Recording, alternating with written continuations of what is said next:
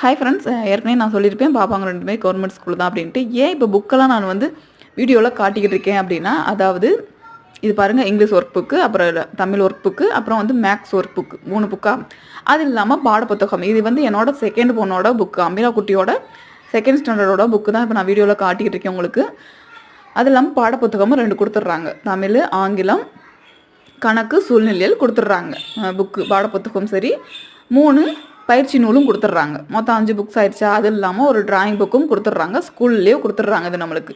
சரிங்களா. இதெல்லாம் ஏன் நான் எடுத்து சொல்லிக்கிருக்கேன் அப்படின்னா, நானுமே பாப்பா வந்து ப்ரைவேட் ஸ்கூலில் தான் அனுப்பியிருந்தேன் ஒரு 3 வருஷம். கொரோனா டைம் அப்படின்றனால தான் நான் வந்து கவர்மெண்ட் ஸ்கூலில் பாப்பா பெரிய பொண்ணை மாற்றினேன். அதேனால எனக்கு அங்கே பிடிச்சனால செகண்ட் பொண்ணையும் கவர்மெண்ட் ஸ்கூல்லேயே ஜாயின் பண்ணி விட்டேன் நான். சரிங்களா. இப்போ ஏன் இதை சொல்கிறேன் அப்படின்னா, நல்லா வசதியாக இருக்கவங்க போய் பணத்தை கொட்டி படிக்க வைக்கணும். நம்மள மாதிரி மிடில் கிளாஸ் ஃபேமிலி எல்லாமேவும் ஈகோனால அங்கே போய் நம்ம சேர்க்க தேவையில்ல. தனியார் பள்ளியில் நிறைய பேர் அந்த தவறை பண்ணிக்கிட்டு இருக்காங்க. தயவுசெய்து புரிஞ்சுக்கோங்க. பாய்.